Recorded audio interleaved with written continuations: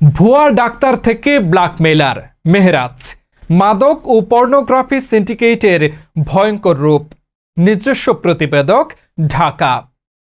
মাগুরার popular diagnostic সেন্টারের কথিত ডাক্তার এস.এম.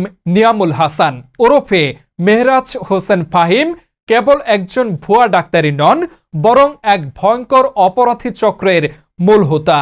ঢাকা ১৩ আসনে ভিন্ন পরিচয়, ভুয়া চিকিৎসা, রাজনৈতিক প্রভাব ও ভয়ঙ্কর হুমকির অভিযোগ উঠেছে ঢাকা মোহাম্মদপুরের ২৯ নম্বর ওয়ার্ডের বিএনপি সাংগঠনিক সম্পাদক মেহরাজ হোসেন ফাহিমের নামে।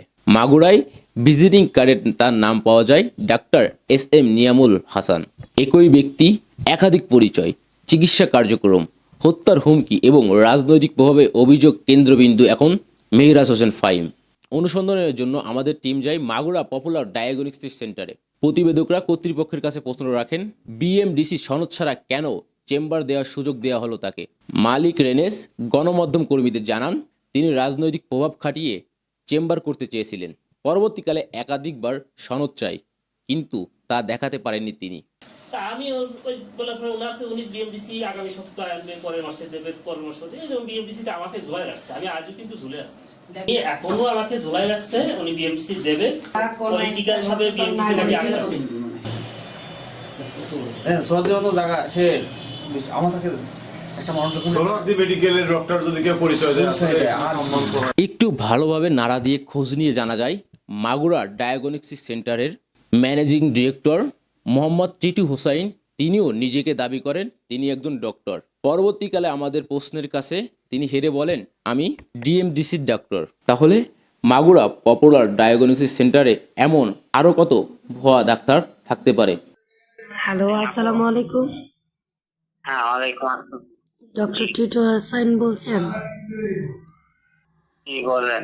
মেহরাজ হোসেন ফাহিমের বিষয়ে কথা বললে মালিক পক্ষ জানান তিনি আবেগে এই কাজ করেছেন।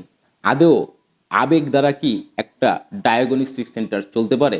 আমি এলাকায় আবেগে পড়ে গেছি, মানে এই বিষয়ে Magura civil surgeon doctor Mohammad Sabir কবিরের কাছে প্রশ্ন রাখেন গণমাধ্যম কর্মীরা যে, বিএমডিসি সনদ ছাড়া কি কোনো ব্যক্তিকে এমবিবিএস পরিচয়ে হসপিটালে চেম্বার করতে দেওয়া কতটুকু বৈধ? তিনি জানান, আমরা লিখিতভাবে চিঠি দিব মাগুরা পপুলার ডায়াগনস্টিক সেন্টারকে, শোকেস করব এবং যথাযথ পদক্ষেপ নিব। তো আমি আসার পরে এখানে আমরা একটা চিঠি দিয়েছিলাম যে গেস্ট ডাক্তার যারা রোগী দেখবে তাদের অবশ্যই বিএমডিসি রেজিস্ট্রেশন সিভিল সার্জন অফিসে জমা দিতে হবে। অভিযান চলমান থাকে।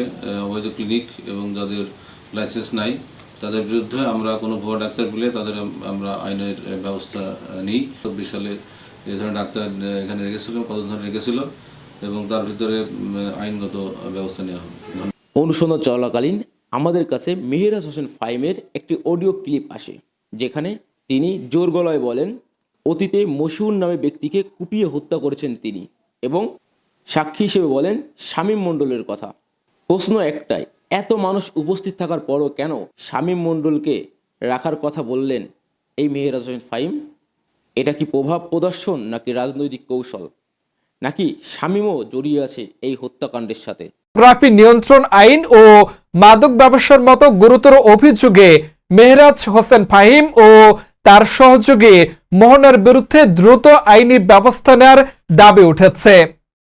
ভুক্তভোগী পরিবার এবং স্থানীয় বাসিন্দারা স্বরাষ্ট্রমন্ত্রী ও আইজিপির সরাসরি হস্তক্ষেপ কামনা করেছেন, যাতে এই ভয়ঙ্কর সাইকোপ্যাথ অপরাধী চক্রকে দ্রুত আইনের আওতায় আনা হয়।